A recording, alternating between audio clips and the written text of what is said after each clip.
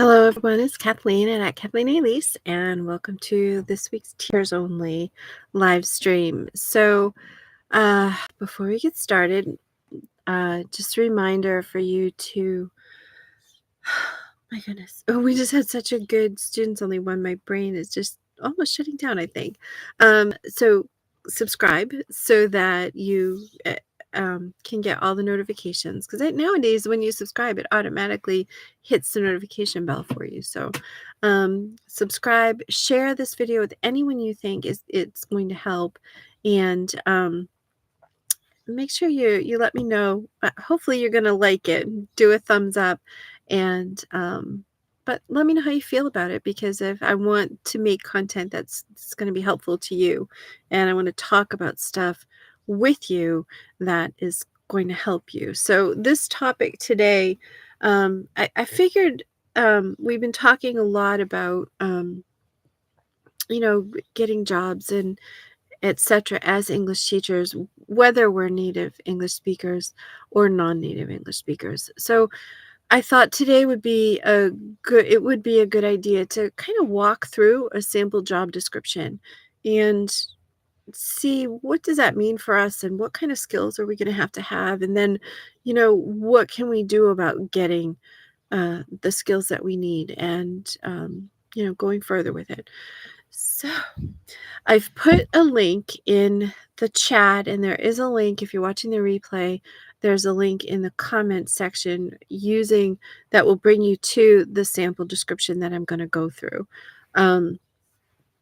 So let me just pull that up in a separate window here so that I can see it while I'm talking to you.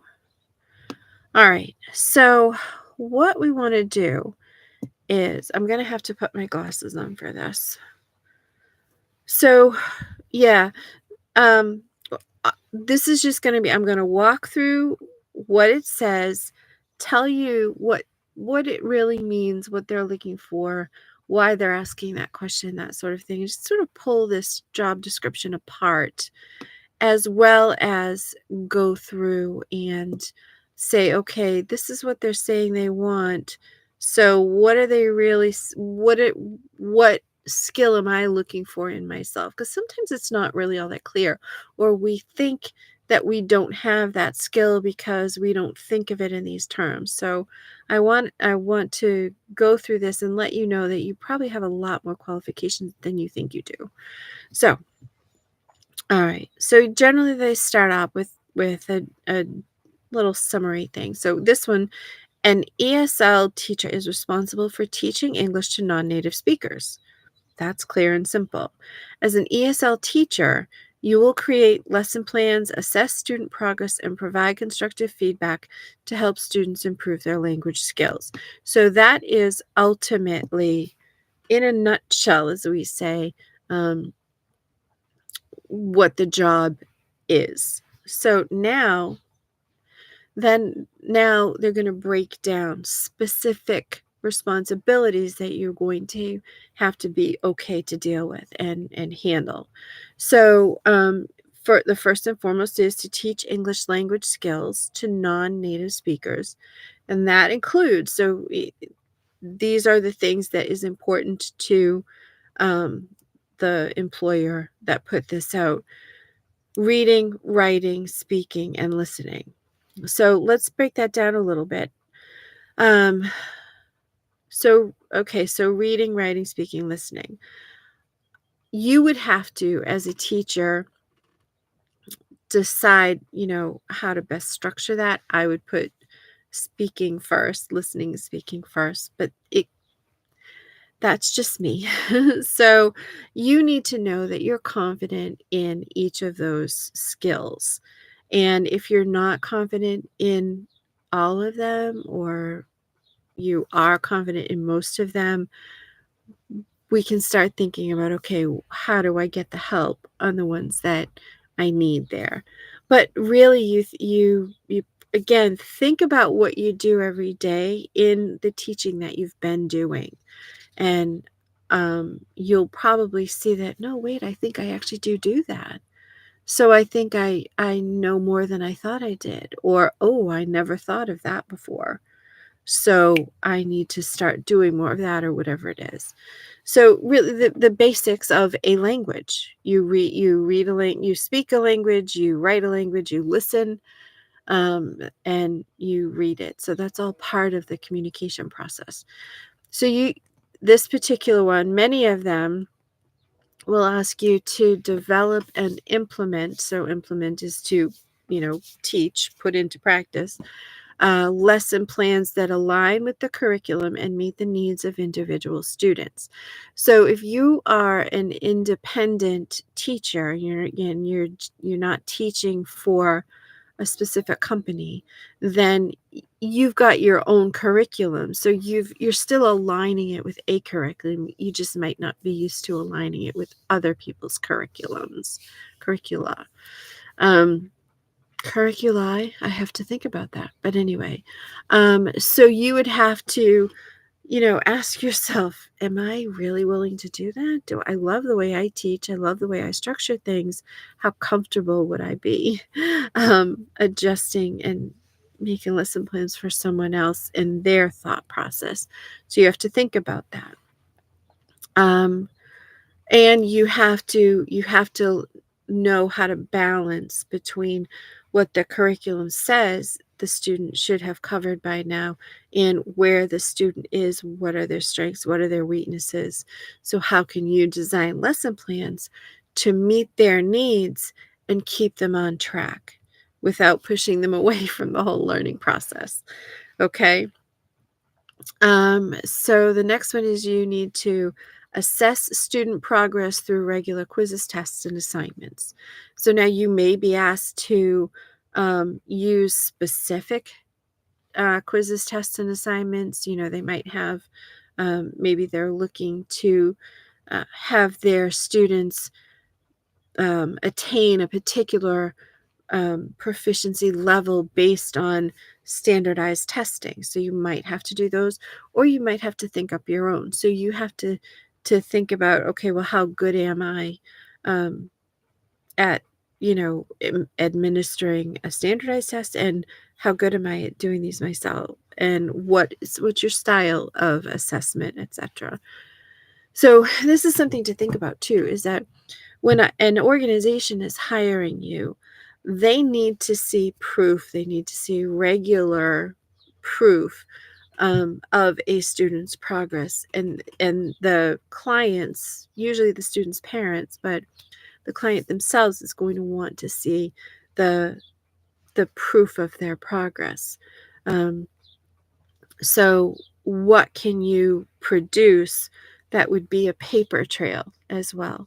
You might work with them every day and see the progress, but as employees of a company, you have to prove it. So there's that one. So learn about that, and just brush up on that if you're not. But I like to be creative in mine. So that is difficult for me a lot of times to use the standardized ones, because I believe every student is different, and every student shows or demonstrates their knowledge in different ways. And so that's a tough one for me personally.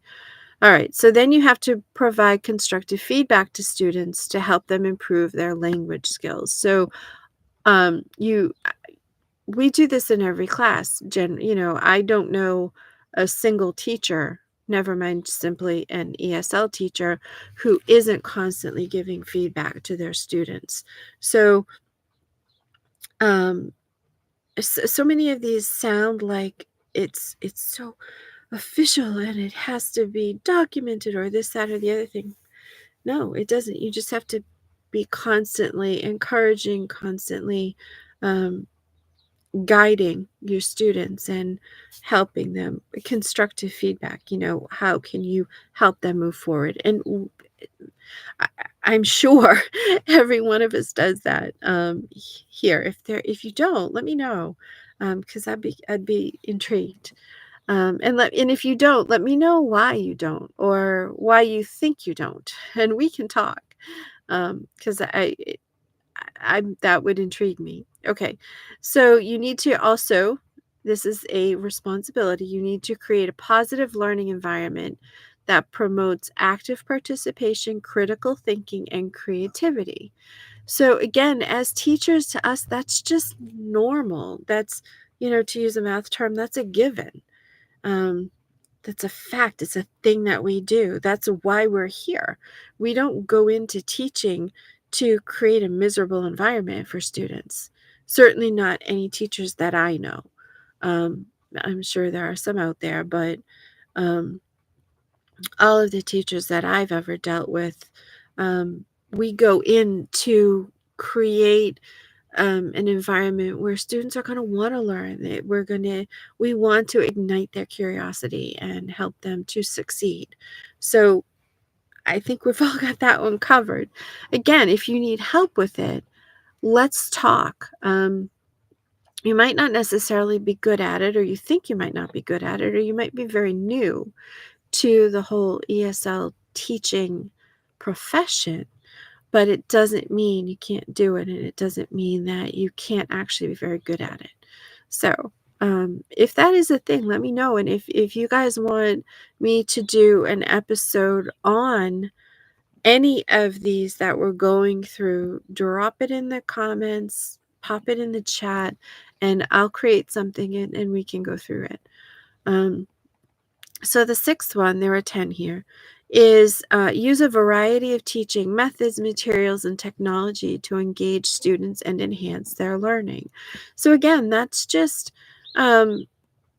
it's just looking at the student in front of you, seeing how they learn best and working with that and being creative with that and flexible with that so that you can take the stuff that needs to be covered in the curriculum and you can present it in a way that is going to, again, ignite that passion for learning within the student and ignite that thing in their brain that connects and has things make sense. So again, so much of this is just, I'm going to say first nature. We have a saying that it's second nature to me. But I think as teachers, it's not second nature, it's first nature. This is just what we live and breathe. So we just don't think about it and we might not put names to it, but this is what we do. This is why we're here. This is what fuels us by helping to fuel our students. So there you go. Number 7 is to collaborate with other teachers, administrators, and parents to support student learning and development. Again, that's what we're doing now. We are working together to become better teachers and learn new ways that we can help our students. So you do that anyway, you're doing it now. So clearly you would be fine to do it, if you are in an actual school with other students physically present, you would be doing that. That's how we work. And also dealing with the parents. Some of us might not be used to dealing with the parents because if we're teaching for an online company, most often they will handle the parents and we don't have contact, that personal contact. But so, that is definitely part of it. So you might have to learn that, but there's tons of resources out there. The 8th one is attend professional development workshops and conferences to stay up to date on the latest teaching methods and technology. That's not beyond any of our capabilities. It's just something to expect. Just know that you have to do it. Maintain accurate records of student attendance, grades, and progress. Well, again, if you're teaching in a school, if you were a high school teacher teaching science, you're going to have to do that anyway. History, math, whatever. It's just part. You keep the students' grades and progress reports and things like that. So again, none of this is overwhelming or hard. It's just a matter of keeping it all in order and making sure it all gets done. But it's not hard.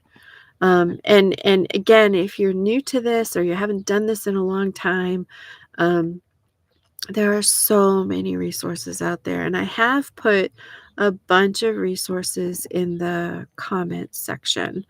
So, just to kind of get you started and give you something to work with.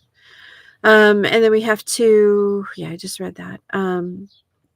Let's communicate regularly with the parents to keep them informed about their child's the progress, the behavior, and provide guidance on how they can support, as parents, how they can support their child's learning.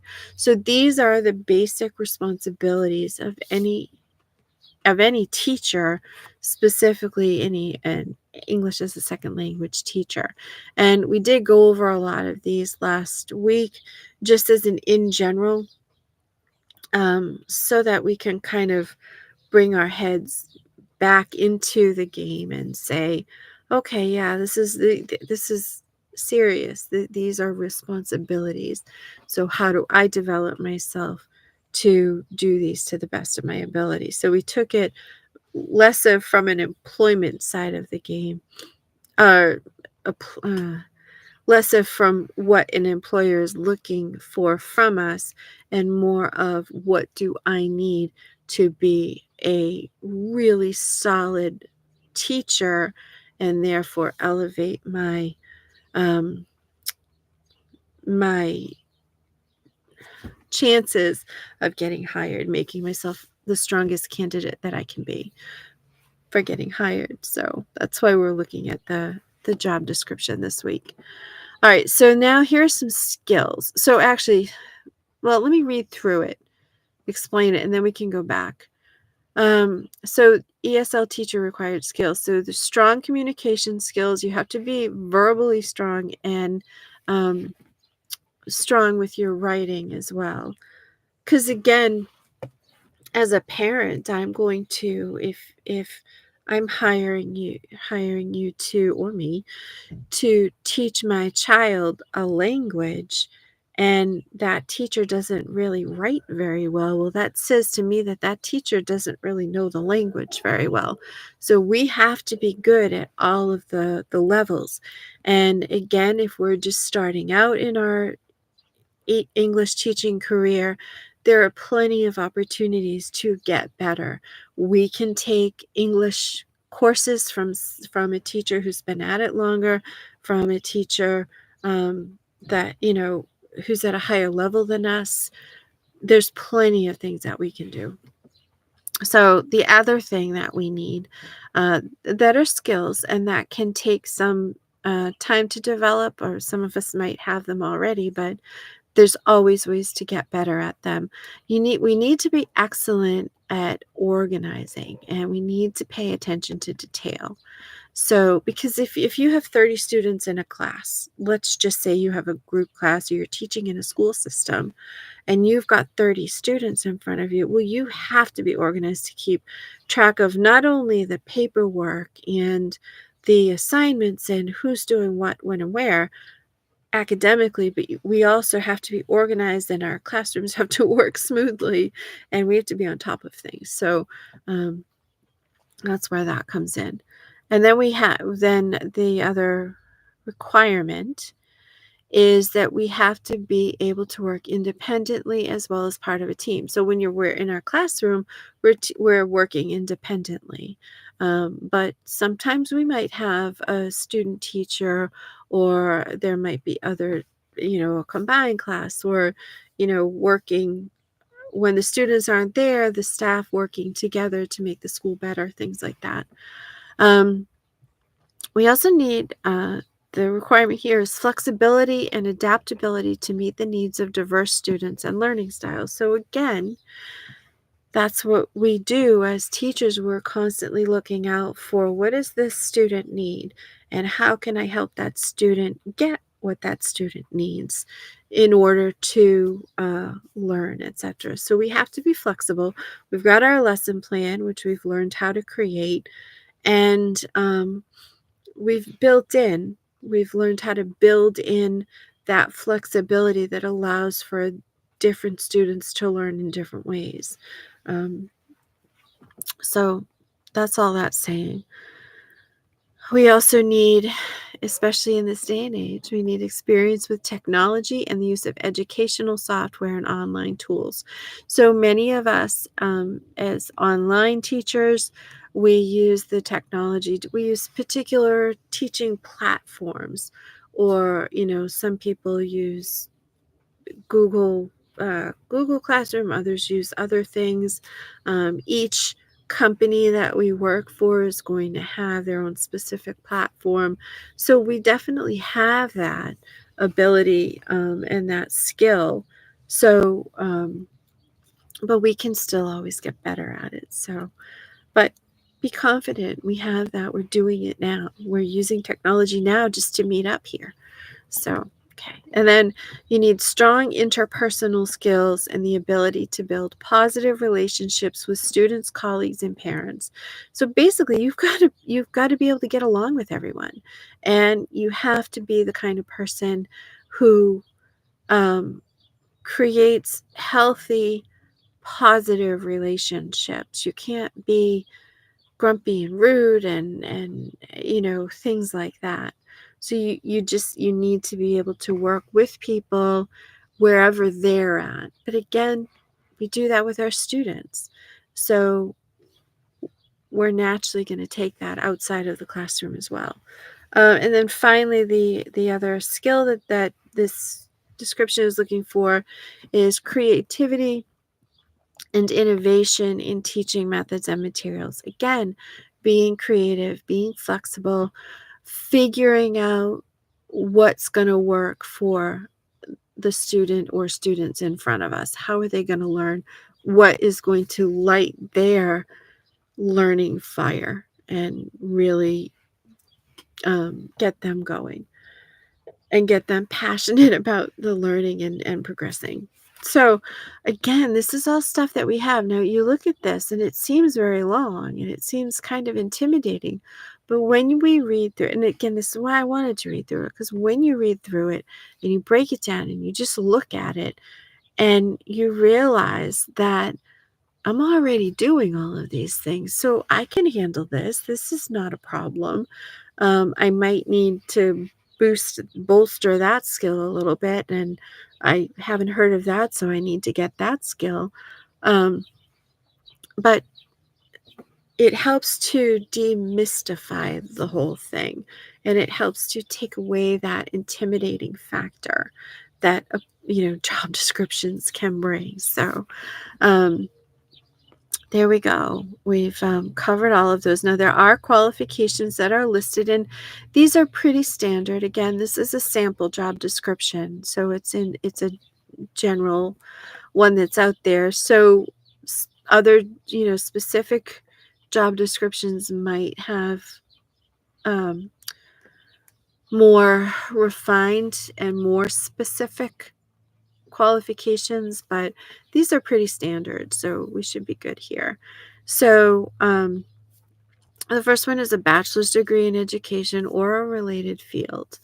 So you might be an English major, or I was political science and German major in college. That's what my degree is in. So the related field would come in with, well, political science is all about diplomacy, and working with people and solving conflicts and learning about these people over here and why are they upset with these people over here and why is there this conflict. So that's definitely a related field. So think about if you have a degree, think about what your degree is in and how it relates to education. Okay, how does it relate to the classroom and working in the classroom and working with parents, working with other teachers? Really think about how that all fits together.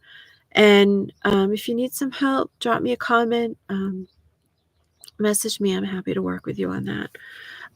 Okay, so the second requirement is you need a teaching certificate. This one specifies teacher of English as a second or other language, and or a teaching English as a foreign language certification. You might have others, but they're not as common. Um, but you could always talk that over with the employer. You could always call and say, "Well, it says this, but I have this. How does that fit in?" Another chance to talk to practice speaking, right? Okay, and then you need previous teaching experience, preferably in an ESL or EFL context. Again, standard. So what do you do if you don't really have that teaching experience? There's a bunch of ways that you could go out and get it locally. I find, well, I live in an area that more of an urban area, so there are a lot of different uh, immigrant populations in the area, and so there are institutes and things set up that are, I believe they're free of charge. Many of them are free of charge, so you could volunteer. You could volunteer at a school or um, a high school. You could community college. You could offer to teach classes. Hopefully, and you should community colleges, unless they specifically say we're offering these for free for our community, you should be able to get paid there. But there are different places you can volunteer, so I would start with that. Um, so then you need fluency in English, and proficiency in one or more additional languages is an asset. So again, right here, it says, well, this could be read a few ways. So fluency in English and proficiency in one or more languages is an asset. So that could be read that you don't have to be fluent in English, but you really should be proficient in it. But if you're serious about, moving forward in the profession and getting good jobs and getting paid well, it really behooves you. I love that word. To get the best education in the English language that you can. And again, I've talked about this before. Depending on the country that you come from, you may or may not have had a good foundational education in the English language, depending on how your native school system goes about teaching English. And so, uh, it is possible that you do not have as good of an education as you thought you did. It doesn't mean it's not possible to get one, though. So talk to me again if you have questions on that. I teach English to teachers of English. So, please contact me and we can talk about the best way to help you and for you to approach this.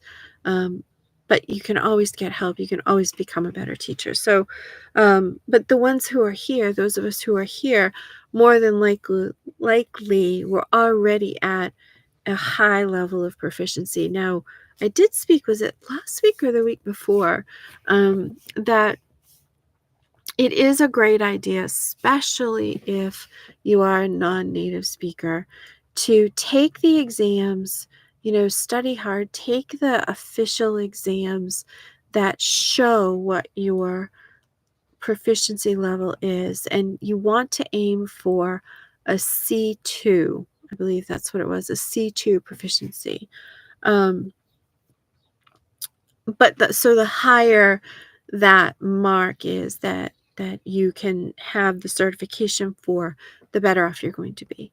But again, you start small, work your way up, and fit it in as it fits in, and you'll progress that way. So do not stress about this.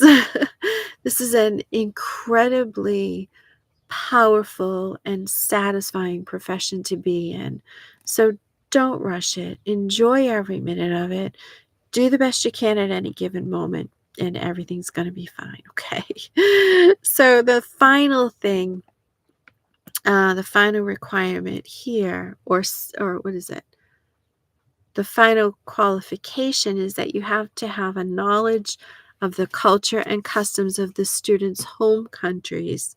That's being desirable, a desirable trait. So say you want to teach in Thailand, and you have actually spent time in Thailand, and you have a good feeling for the culture and the people, and how things work, as well as the language.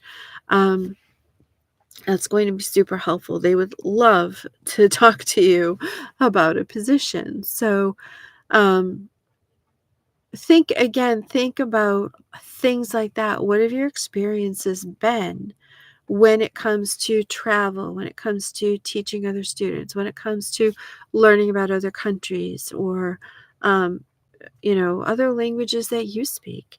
Um, so many.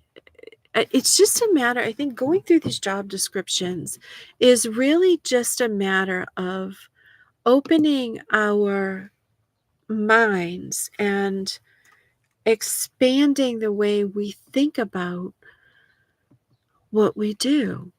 So often we don't think about what we do or the skills that we have to have in order to do it, because we're just doing what we love to do. It's that, to us, it's that simple. Seeing it all enumerated in a job description is intimidating. And again, it sounds so official, so professional, so like unreachable or something. And it really isn't when we break it down and we look at it and we say, no, wait a minute. Again, I do this every day. All the time. I do it in classrooms. So why wouldn't I do it with other teachers? Why, or with the parents, or what have you. So that's another reason I really wanted to go through a job description, to take that mystery away from it, to take all that intimidation and that the power it can hold over us out of the picture, um, and to really help us rethink not only what we do every day, because a lot of times we can just say, oh, I'm just an English teacher. Well, no, we're not just an English teacher. We change people's lives. We actually change people's lives, whether they be adults or children. I mean, again, just the progress I've seen in one of the classes that I've had. I've had this class since 2020. So I've kind of watched these kids grow up. They were, well, they're 10 and 11 now. So they were just, in kindergarten and, first grade, when I first got them. And um, maybe a little older, 6 and 7, I think. Yeah.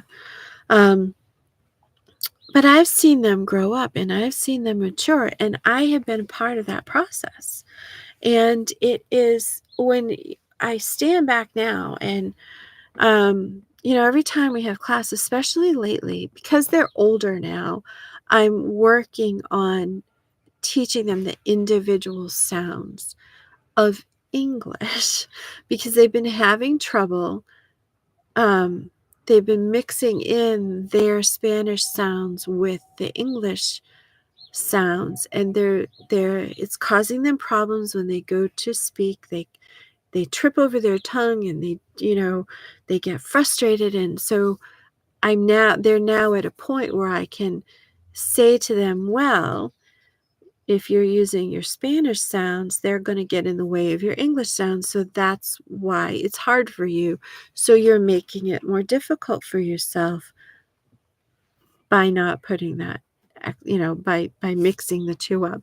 So I'm able to talk to them. I'm able to explain things. I'm able to help them figure things out about the language and about their ability to speak the language and to understand the language. Even if we're doing definitions, I always ask them, do you want to try it out first and see if you can tell me what it means, or do you want me to tell you? And they invariably say, I want to think, I want to try. So I ask them a few questions, and they figure it out and they love it. And it's amazing to see them mature. They're now no longer, children. They're becoming teenagers. They're oh my goodness, they'll be 11 and 12 this year. So they're growing into their adulthood, and I get to be part of that. I get to be one of the people that has been able to give them confidence in themselves, confidence in their abilities, pride in a job well done. That's what we do as teachers. So we're not just teachers. We're not just an English teacher. We affect people's lives. And so, but we never think about specifically what skills and qualifications we have to do that. Again, because we're just doing what we love. Okay. So, yeah, so as far as, okay, we've gone through the list. We know what the general requirements are, what people expect of us, what um what we're going to be responsible for on the job. So what do we do if we don't have all those skills? If we honestly don't have all those skills? Well, I put a bunch of links in the comments section and a few here. Um um to just give you a head start, to give you a solid place to go for really good resources, and then that might spark some ideas for you. So the first one, okay, so we need to be effective communicators, because we're going to be communicating with the children or our students, with the parents, with administrators, with other teachers, maybe with the community, depending on, whether we have to do any outreach for the school or not. So one of the fantastic trainer of effective communication, he's a public speaker, is Vin Jang, Vinhgiang. So I put the link to his programs. He's got a series of 3 videos that are free, so you can get started for free and learn a ton of information. He's just created a new program. Again, he had a free thing, but he's doing it a little differently. So I just missed the introductory webinar, but connect with him on he's got YouTube videos on different social media. So definitely follow him. Check out his website. Sign up for certainly sign up for his freebies, his opt-ins, and do whatever you can to try to take his courses, or go to a live masterclass or whatever if you possibly can, because he is phenomenal at teaching you how to communicate effectively person to person, and making yourself effective, and it's just phenomenal. I have not been through his classes. I've watched the things he's done, but I haven't taken a class. I haven't done a live class or anything yet, but it's on my list. So there's Vin. I did put, well, let me go to the others. So you can always check your local education authority, or your school system for professional development offerings and classes and things. Each state in the United States, every state has their own governing board. It's all, overseen nationally. So there's also a national board that you can look up you can look up their website, and there's tons of classes for this, that, or the other thing. Each state is going to have their own thing, or they'll connect you with the national one. You could, talk to a local school and say, okay, I'm trying to teach English. I need to get better at this. What do you suggest? So check locally, as far as those resources. If you need specific resources for improving your English, you can always check out the British Council checkout. There are some fabulous dictionaries I happen to use. There's the Oxford English Dictionary, the Cambridge Dictionary. the Merriam-Webster's dictionary, and is it Collins is another good one. There's one other one, but they all have websites that give tons of information on, words and their development. And so if you're looking to learn more about um, the actual language itself so that you can understand it better and teach it better, um, and give this information to your students and explain it and whatever, check those out. And I know, like, the British Council and one of the other ones has classes and things, again, professional development things. So definitely check that out. Again, the links are down below. And there are two well, I'll get to those in a second. The other thing is, if you don't have a degree, think about what a degree might do for you. What kind of doors would it open up? Um, and then therefore, how can you fit that in? There are so many options today. Um, so how could you get a degree that would satisfy these needs of employers, but also really help you to develop as a teacher, a strong, solid teacher? So think about that. And then there are two folks that I follow on social media, and I did put the links down below. One is the website is teachthemtothrive.com, and the other is Michelle and the Colorful Classroom. Now, both of these folks deal with the Teach Them to Thrive. Her name is Tara, and she works with teaching children how to read. So there's a whole science behind teaching children how to read, and it has nothing to do with the spelling. I shouldn't say nothing, but it's not it's not what I grew up with. It's not how I was taught. And if you watch her videos on, I don't know if she has a YouTube channel, but she definitely has um an Instagram account, and she'll put out, short videos, and she'll show you her herself teaching one of her students, or whichever student it happens to be is learning the things she's talking about. And it's just fascinating. Her work is fascinating, and she is so good at it.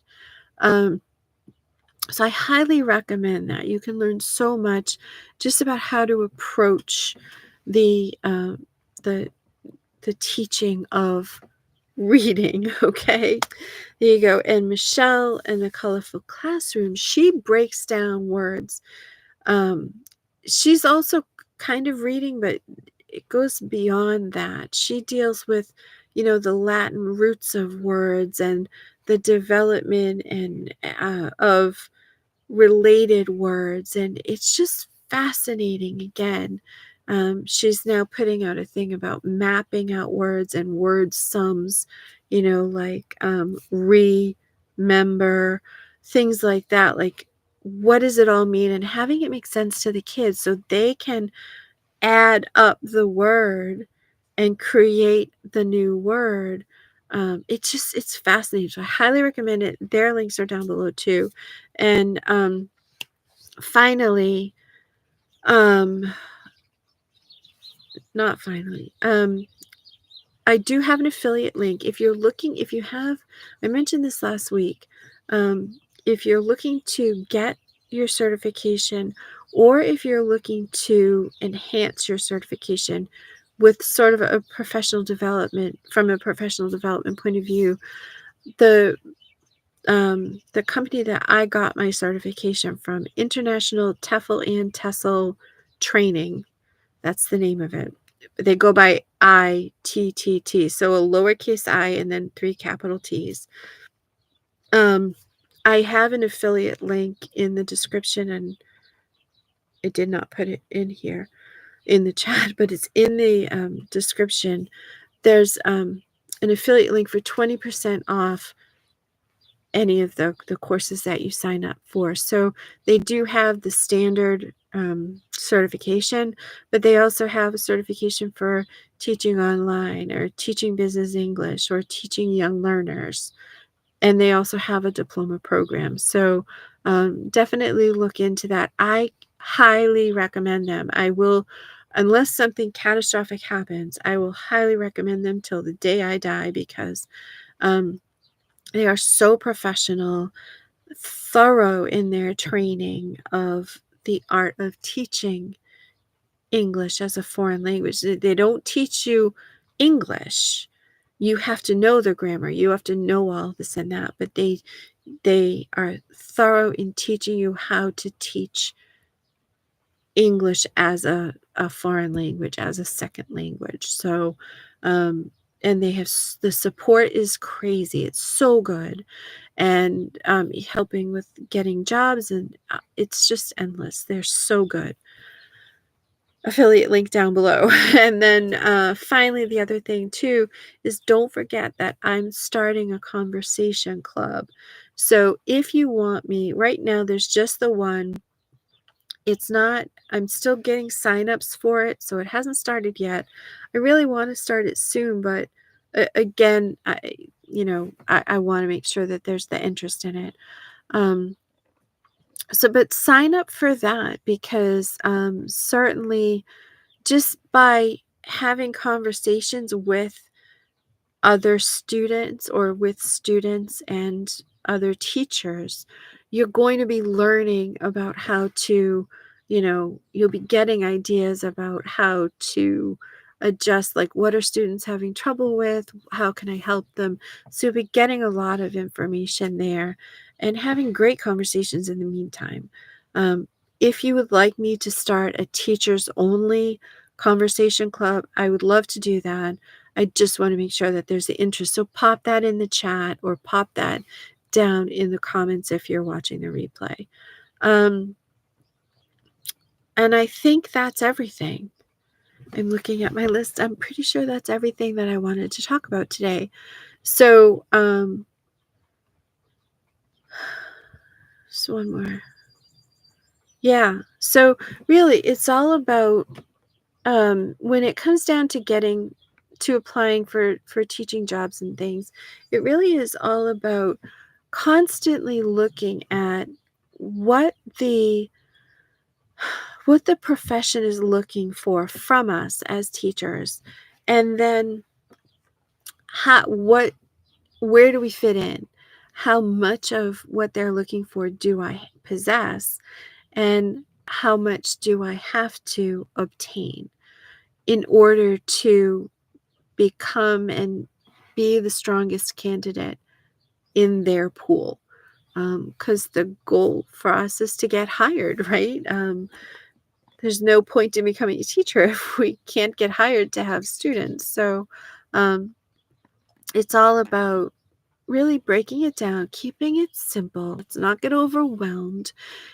It's not as big of a deal as we might think. And if we don't have certain qualifications, okay, well, I'm an adult. I'm a smart person, or I couldn't be teaching. So how can I figure out how to get what I need within my circumstances? So, uh, there we go. I hope this was really helpful. Um, Again, my goal was to just take all that stress away from the stress and the intimidating factor away from the whole job description thing and look at it from a different point of view this week. So, all right. We've covered everything. So I will see you next week, same time, same place. And don't forget to subscribe to the channel, to like this video, and to click the notification bell. Ask me your questions. Ask me, ask me, ask me. All right. I hope you have a wonderful day, a wonderful week. All right. Bye-bye.